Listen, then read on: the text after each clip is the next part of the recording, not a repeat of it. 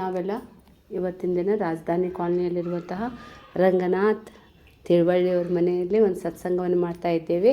ಈ ಸತ್ಸಂಗದ ನಿಮಿತ್ತದಲ್ಲಿ ನಾವು ಸಿದ್ಧಾರೂಢ ಚರಿತ್ರೆಯನ್ನು ಅದರ ಪಾರಾಯಣನೂ ಕೂಡ ಮಾಡ್ತಾ ಇದ್ದೇವೆ. ಅದರದ ಕಥೆಯ ಮೂಲಕವಾಗಿ ಇವತ್ತಿನ ದಿನ ಒಂದು ಸತ್ಸಂಗವನ್ನು ಕೂಡ ಮಾಡ್ತಾ ಇದ್ದೇವೆ. ಇವತ್ತಿನ ಸತ್ಸಂಗದ ತಾತ್ಪರ್ಯ ಏನಪ್ಪ ಅಂತ ಹೇಳಿದ್ರೆ, ನಾಮಸ್ಮರಣದ ಮಹತ್ವ ಅಂಥೇಳಿ. ಮನುಷ್ಯನಾಗಿದ್ದವನು ಜೀವನದ ಸಾರ್ಥಕತೆ ಎಲ್ಲಿದೆ ಅಂತ ಹೇಳಿದರೆ, ನಾನು ಯಾರು ಅಂತ ತಿಳಿದುಕೊಳ್ಳೋದರಲ್ಲೇ ಇದೆ ಹೊರತಾಗಿ ಅದಕ್ಕಿಂತ ಹೆಚ್ಚಿನ ಲಾಭ ಮತ್ತೊಂದು ಯಾವುದೂ ಇಲ್ಲವೇ ಇಲ್ಲ ರೀ. ಈ ಒಂದು ಮಾನವ ಜನ್ಮ ಸಿಕ್ಕಿದೆ, ಆ ಮಾನವ ಜನ್ಮವನ್ನು ಸಾರ್ಥಕಗೊಳಿಸಬೇಕಾಗಿದ್ದೇ ಆದರೆ ನಮಗೆ ಗುರು ಬೇಕ್ರಿ. ಅದಕ್ಕೆ ಅಂಥ ಇಂಥ ಗುರುಗಳನ್ನು ಪಡೆದಿದ್ದೇ ಆದರೆ ನಡುವು ನೀರಿನ ಕೈ ಬಿಟ್ಟು ಹೋಗ್ಬಿಡ್ತಾರೆ. ಹೀಗಾಗಿ ಮನುಷ್ಯನಾಗಿದ್ದವನು ಮೊದಲು ಶಿಷ್ಯತ್ವ ಜಾಗೃತ ಆಗಬೇಕು, ಆಗ ಗುರು ಪ್ರಕಟ ಆಗ್ತಾನೆ. ಶಿಷ್ಯಸ್ತೇಹಂ ಶಾದಿಮಾಂ ತ್ವಾಂ ಪ್ರಪನ್ನಂ ನಹಿ ಅಂಥೇಳಿ ಶಿಷ್ಯ ಉತ್ಕಟನಾಗಿರಬೇಕು, ಆಗ ಗುರು ಅಲ್ಲಿ ಪ್ರಕಟನಾಗ್ತಾನೆ. ಅಳೋದಾಗಿದ್ದೆ ಆದರೆ ಅರ್ಜುನ ಕೃಷ್ಣನ ಮುಂದೆ ಹತ್ತಾರೆ, ಅಂಥ ಇಂಥವ್ರ ಮುಂದೆ ಹತ್ತಿರ ಅದಕ್ಕೇನು ಪ್ರಯೋಜನ ಇಲ್ಲ. ಅದಕ್ಕಾಗಿ ಕಾರ್ಪಣ್ಯ ದೋಷೋ ಹತಸ್ವಭಾವ ಪೃಚ್ಛಾಮಿ ತ್ವಾಂ ಧರ್ಮ ಸಮ್ಮೂಢಚೇತಃ, ಏನು ಮಾಡಬೇಕು ಅನ್ನುವಂತಹ ಒಂದು ನಿರ್ಧಾರವನ್ನು ತೆಗೆದುಕೊಳ್ಳಲಾರದಂತಹ ಸಂದಿಗ್ಧ ಪರಿಸ್ಥಿತಿಯಲ್ಲಿ ಇದ್ದಿದ್ದೇ ಆದರೆ ಗುರುವಿಗೆ ಶರಣಾಗತನಾಗಬೇಕಂತೇಳಿನೇ ಭಗವದ್ಗೀತೆ 2ನೇ ಅಧ್ಯಾಯದಲ್ಲಿ ಅರ್ಜುನ ಕೃಷ್ಣನನ್ನು ಕೇಳ್ಕೊತಾನೆ. ಅದರಂತೆಯೇ ವಿವೇಕ ಚೂಡಾಮಣಿ ಇದೆ. ಆ ವಿವೇಕ ಚೂಡಾಮಣಿಯಲ್ಲಿ ಶಿಷ್ಯನ ಒಂದು ಹೆಲ್ಪ್ಲೆಸ್ ಹೇಗಿರ್ತಾನೆ ಅನ್ನೋದನ್ನು ಹೇಳ್ತಾರೆ. ಸ್ವಾಮಿ ನಮಸ್ತೆ ನತಲೋಕ ಬಂಧೋ ಕಾರುಣ್ಯ ಸಿಂಧೋ ಪತಿತಂ ಭವಾಬ್ಧೌ ಮಾಮುದ್ಧರಾತ್ಮೀಯ ಕಟಾಕ್ಷ ದೃಷ್ಟ ರುಜ್ಜಾತಿ ಕಾರುಣ್ಯ ಸುಧಾಭಿರುಷ್ಟ ದುರ್ವಾರ ಸಂಸಾರದ ವಾಗ್ನಿತಪ್ತಂ ಧೋಧೂಯಮಾನಂ ದುರದೃಷ್ಟವಾತೈಃ ಭೀತಂ ಪ್ರಪನ್ನಂ ಪರಿಪಾಹಿ ಮೃತ್ಯೋ ಶರಣ್ಯಮನ್ಯಂ ಯದಹಂ ನ ಜಾನೆ. ಹೇ ಸ್ವಾಮಿ ನಮಸ್ತೆ, ಸದ್ಗುರುವೇ ನಿನಗೆ ನಮಸ್ಕಾರ. ನನಗೆ ಇಷ್ಟು ಕಷ್ಟಗಳು ಬಂದಿದ್ದಾವೆ ಅಂತ ಹೇಳಿದರೆ, ಧೋಧೋ ಕಾರಿಗೆ ಮಳೆ ಬರಾಕತ್ತೈತೆ ನೋಡ್ರಿ, ಒಂದಾದ ಒಂದು ತತ್ತರಿಸಿ ಹೋಗಿರ್ತಾರೆ. ಅದಕ್ಕೆ ಧೋಧೂಯಮಾನಂ ದುರದೃಷ್ಟವಾತೈಹಿ ಭೀತಂ ಪ್ರಪನ್ನಂ, ನಾನು ಭೀತನಾಗಿದ್ದೇನೆ, ನನಗೆ ಮುಂದಿನ ದಾರಿ ಕಾಣದಂತಾಗಿದೆ. ಅದಕ್ಕಾಗಿ ಹೇ ಗುರುವೇ, ನಾನು ನಿನಗೆ ಶರಣಾಗತನ ಬಂದಿದ್ದೇನೆ ಅಂತ ಹೇಳ್ತಾನೆ.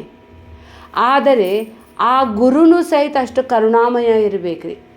ಆ ಸಿದ್ಧಾರೂಢನ ಒಂದೊಂದು ಕತೆ ಕೇಳಿದರೆ ಆ ಗುರುವಿನ ಕರುಣೆ ನಮ್ಮ ಕಣ್ಣು ಮುಂದೆ ಬರ್ತಾವಂಥೇಳಿ ಅವ್ರು ಹೇಳ್ತಾರೆ. ಎಂಥ ಗುರು ಇರಬೇಕು, ಶಾಂತೋ ಮಹಾಂತೋ ನಿವಸಂತಿ ಸಂತೋ ವಸಂತ ವಲ್ಲೋಕ ಹಿತಂ ಚರಂತಹ ಹೇಳ್ತಾರೆ. ಅವನು ಶಾಂತನಾಗಿರಬೇಕು, ದಾಂತನಾಗಿರಬೇಕು, ಮತ್ತು ಇಡೀ ಜೀವನ ಚಳಿಗಾಲದಲ್ಲಿ ಎಲ್ಲ ಗಿಡದಲ್ಲಿರುವಂತಹ ಎಲೆಗಳೆಲ್ಲ ಉದುರಿ ಈಗ ಗಿಡದೊಳಗೆ ಏನಿಲ್ಲಪ್ಪ ಇದು ಬರಡಾಯಿತು ಅನ್ನುವಷ್ಟು ಆಗದಾಗ ವಸಂತ ಮಾಸದ ಒಂದು ಗಾಳಿ ಬೀಸಿದರೆ ಅದರಲ್ಲಿ ಒಂದು ಚಿಗುರು ಹೇಗೆ ಒಡೆಯುತ್ತದೆಯೋ, ಆ ಗುರುವಿನ ಪ್ರವೇಶದಿಂದ ನಮ್ಮ ಜೀವನದಲ್ಲಿ ಮತ್ತೆ ಜೀವನ ಉತ್ಸಾಹ ಬಂದಿದ್ದೆ ಆದರೆ ಅವರೇ ನಿಜವಾದ ಗುರು ರೀ. ಅದಕ್ಕೆ ವಸಂತವಲ್ಲೋಕ ಹಿತಂಚರಂತಹ ಗುರು ಏನು ಮಾಡಂಗಿಲ್ಲ ರೀ, ಚಲ್ತೆ ಚಲೋ ಚಲೋ ಘರ್ ಘರ್ ಚಲೋ ಗಾಂವ್ ಚಲೋ. ಅವರ ವಾಣಿಯಿಂದ ಆ ಜನರ ಜೀವನದಲ್ಲಿ ಒಂದು ಸಾರ್ಥಕತೆ, ಆ ಒಂದು ಮೋಕ್ಷದ ಅಪೇಕ್ಷೆಯನ್ನು ಉಂಟು ಮಾಡ್ತಾನೆ. ಅದಕ್ಕಾಗಿ ಹೇಳ್ತಾರೆ, ಅವನು ಏನು ಹೇಳ್ತಾನೆ, ಆ ಗುರು ಹೇಗಿರ್ತಾನೆ, ನಮ್ಮ ಗುರು ಯಾವ ಜಾತಿದಿರಬೇಕು, ಅವನು ಕುಲ ಗೋತ್ರ ನೋಡಬೇಕು, ಅವನ ಬಟ್ಟೆ ನೋಡಬೇಕು, ಅವ್ರ ಮಠದೊಳಗಿರಬೇಕು ಏನು ಮನೆಯಾಗಿರಬೇಕು, ಇದು ಭಾಳ ಮಹತ್ವದ ರೀ. ಅದಕ್ಕಾಗಿ ಅವ್ರು ಹೇಳ್ತಾರೆ, ಜಾತಿ ನೀತಿ ಕುಲ ಗೋತ್ರ ದೂರಗುಂ ನಾಮರೂಪ ಗುಣದೋಷ ವರ್ಜಿತಂ ಏಕನೇಕ ಸದನೇಕ ಕಾರಣಂ ಕಾರಣಾಂತರ ವಿಮಲ ಕಾರಣಂ. ಜಾತಿಯದಲ್ಲಿಂದರೆ ಆ ಜಾತಿ ಹುಟ್ಟಿದ್ರೆ ಅದು ಜಾತಿ ಅಂತ. ಅದು ಹುಟ್ಟೋಕ್ಕಿಂತ ಮೊದಲು ಆತ್ಮನಿಗೆ ಜಾತಿನೇ ಇಲ್ಲ. ಅವನು ಮೊದಲೇ ಹುಟ್ಟಿಲ್ಲದವನಿಗೆ ಜಾತಿ ಅಂತ ಹೇಳ್ತೇವೆ. ಕುಲ ಗೋತ್ರ ಇವೆಲ್ಲ ಏನಪ್ಪ ಅಂತಿದೆ, ಶರೀರಕ್ಕದ ರೀ, ನನಗಿಲ್ಲ. ಅದಕ್ಕಾಗಿ ಯಾವ ಗುರು ನಮಗೆ ಆತ್ಮಜ್ಞಾನವನ್ನು ಕೊಡುತ್ತಾನೋ ಅವನು ಒಬ್ಬನೇ ನಿಜವಾದ ಗುರು ರೀ. ಉಳುಕಿದವರೆಲ್ಲ ಸಹಕಾರಿ ರೀ. ಅವೆಲ್ಲ ಅದಕ್ಕಾಗಿ ಹೇಳ್ತಾರೆ, ಈ ಒಂದು ತತ್ವವನ್ನು ತಿಳಿದುಕೊಳ್ಳಬೇಕಾಗಿದ್ದೇ ಆದರೆ ಮೊದಲು ನನ್ನ ಅಂತಃಕರಣದಲ್ಲಿ ಕಾಮ, ಕ್ರೋಧ, ಲೋಭ, ಮೋಹ, ಮದ, ಮಾತ್ಸರ್ಯ ಎನ್ನುವಂತಹ ಕಳ್ಳರಿರ್ತಾರೆ.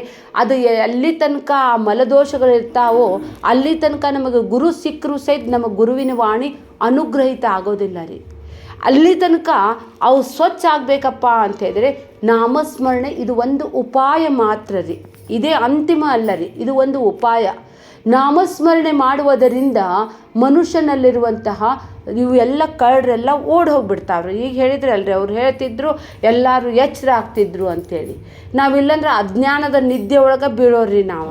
ಇದೇ ಸತ್ಯ ಅನ್ನೋರಿ ನಾವು ಮಾಡಿದ್ದ ಸರಿ, ನಾವು ನಡೆದಿದ್ದ ದಾರಿ ಅನ್ಕೊತಾನೆ ನಮ್ಮದು ಈ ಮಾನವ ಜನ್ಮವನ್ನು ವ್ಯರ್ಥ ಮಾಡ್ಕೋತೀವಿ.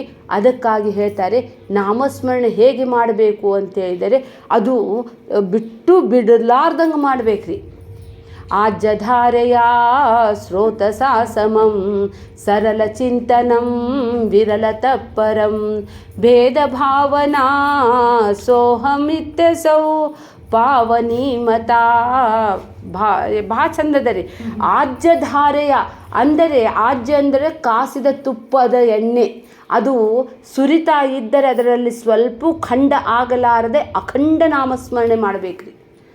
ನಾಮಸ್ಮರಣೆ ಮಾಡ್ಕೊತ ಹೋಗ್ಬಿಡ್ಬೇಕೇನ್ರಿ? ಇಲ್ಲ ರೀ, ಅದಕ್ಕೂ ಸಹಿತ ನಾಮಸ್ಮರಣೆ ಮಾಡಿ ಮಾಡಿ ಮಾಡಿ ಮಾಡಿ ಆಮೇಲೆ ಅದು ಶಾಂತ ಆಗ್ತೈತ್ರಿ.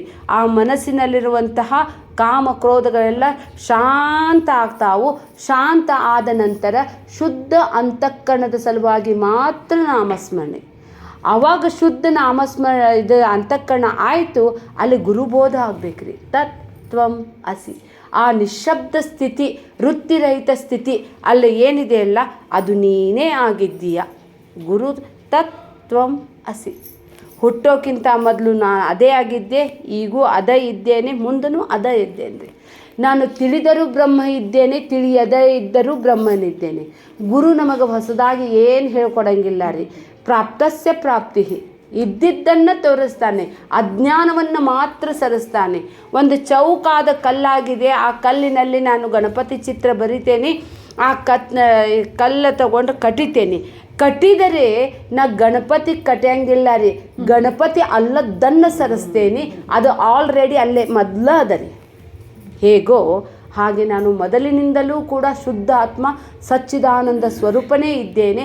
ಗುರು ನಮ್ಮಲ್ಲಿರುವಂತಹ ಎಲ್ಲ ಎನ್ನೇತಿ ನೇತಿ ವಚನೈಹಿ ನಿಗಮಾವೋಚುಹು ತಂ ದೇವದೇವ ಮಜಮಚ್ಯುತ ಆಹೂರಗ್ರಮ್ಯಂ. ಶಾಸ್ತ್ರ ಹೇಳ್ತೈತ್ರಿ, ಬಿಡೋದದರಿ, ಹಿಡ್ಕೊಳ್ಳೋದು ಏನಿಲ್ಲ ರೀ. ಎಲ್ಲ ಬಿಡ್ಕೋಂತ ಶರೀರ ನಾನಲ್ಲ, ಮನಸ್ಸು ನಾನಲ್ಲ, ಬುದ್ಧಿ ನಾನಲ್ಲ, ಚಿತ್ತ ನಾನಲ್ಲ, ಎಲ್ಲ ಸರಿಸಿದರೆ ಅದು ಯಾವುದು ಸರಿಸಲಿಕ್ಕೆ ಸಾಧ್ಯವಿಲ್ಲವೋ ಅದೇ ನೀನಾಗಿದ್ಯಾ. ಅದಕ್ಕೆ ತತ್ವಂ ಅಸಿರಿ. ಅದಕ್ಕಾಗಿ ಆ ತತ್ವ ಆತ್ಮ ಹೇಗಿದ್ದಾನೆ ಅಂಥೇಳಿ ಅದಕ್ಕೆ ಭಗವದ್ಗೀತಾ, ಇಡೀ ಭಗವದ್ಗೀತಾ ಭಾಳ ಸುಂದರದ ರೀ. ಅದರಲ್ಲಿ ಸುಖ ದುಃಖೆ ಸಮೇ ಕೃತ್ವ ಲಾಭಾಲಾಭೋ ಜಯಾಜಯೋ ತಥೋ ಯುದ್ಧಾಯ ಯುಜ್ಯಸ್ವ ನೈವಂ ಪಾಪಮವಾಪ್ಸಸಿ. ಸುಖ ದುಃಖಗಳು ಯಾವುದೂ ಸತ್ಯ ಅಲ್ಲ ರೀ, ಅವು ಬಂದು ಹೋಗುವಂಥದ್ದು, ಅದು ಶಾಶ್ವತವಾದದ್ದಲ್ಲ. ಇರೋದ ತತ್ವ ಏನಿದೆ ಅದು ತಿಳ್ಕೋಬೇಕಂತೇಳಿನೇ ಅವನು ಹೇಳ್ತಾನೆ, ನೀ ಏನು ಮಾಡಿದ್ರು ನಿನಗೆ ಪಾಪನ ಹತ್ತಂಗಿಲ್ಲ. ಪಾಪ ಹತ್ತಬೇಕಂದ್ರೆ ನಾನು ಪಾಪಿನ ಅಲ್ಲ, ನಾನು ಅಮೃತಸ್ಯ ಪುತ್ರ.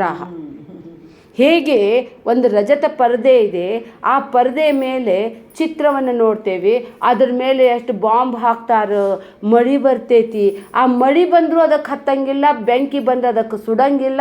ಅದು ತನ್ನಷ್ಟಕ್ಕೆ ತಾನು ಹೇಗೆ ನಿರ್ಲಿಪ್ತವಾಗಿದೆಯೋ ಹಾಗೆ ಆತ್ಮನು ಕೂಡ ನಿರ್ಲಿಪ್ತ ನಿರಾಕಾರ ಸಚ್ಚಿದಾನಂದ ಸ್ವರೂಪನಿದ್ದಾನೆ.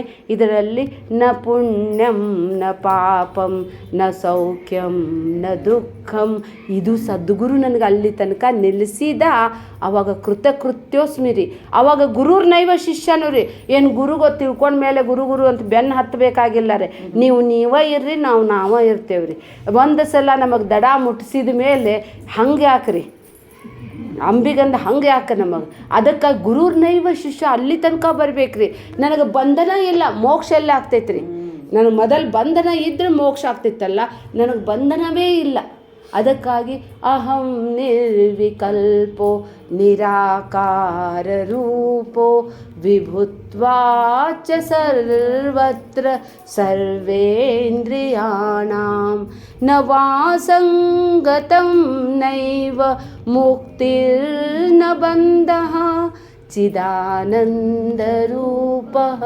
ಶಿವೋಹಂ ಶಿವೋಹಂ ಚಿದಾನಂದರೂಪಃ ಶಿವೋಹಂ ಶಿವೋಹಂ. ಆ ಸಿದ್ಧಾರೂಢರಿ ಸಚ್ಚಿದಾನಂದ ಸ್ವರೂಪನಾಗಿರುವಂತಹ ಚಿತ್ ಸ್ವರೂಪನಾಗಿರುವಂಥ ಪರಮಾತ್ಮರಿ. ಈಗೂ ಅವ್ರಿಗೆ ಹುಟ್ಟಿಲ್ಲ, ಅವ್ರಿಗೆ ಸಾವಿಲ್ಲ. ಅಂಥ ತತ್ವವನ್ನು ತಿಳಿಸಿಕೊಟ್ಟಿರುವಂಥ ಸಿದ್ಧಾರೂಢರು ಎಲ್ಲೆಲ್ಲಿ ಯಾರ್ಯಾರ ಹೃದಯದಲ್ಲಿ ಸಿದ್ಧಾರೂಢ ಅಂತೀರಿ ಅಲ್ಲಿ ಪ್ರಕಟನ ಆಗ್ತಾನೆ. ಇದ್ದವನ ರೀ, ಅವನು ಯಾವಾಗಲೂ ಸದಾಕಾಲ ಇದ್ದಾನೆ. ಅದಕ್ಕಾಗಿ ಸಿದ್ಧಾರೂಢರ ಕತೆ, ಸಿದ್ಧಾರೂಢರ ಗ್ರಂಥ ಎಲ್ಲ ನಮಗೆ ಏನೇನಾರು ಮಾಡೋಕ್ಕೆ ಹಚ್ಚಿಲ್ಲ ರೀ. ಜಪತಪ ಸಾಧನೆಗಳಿಂದ ಏನಿಲ್ಲ ರೀ.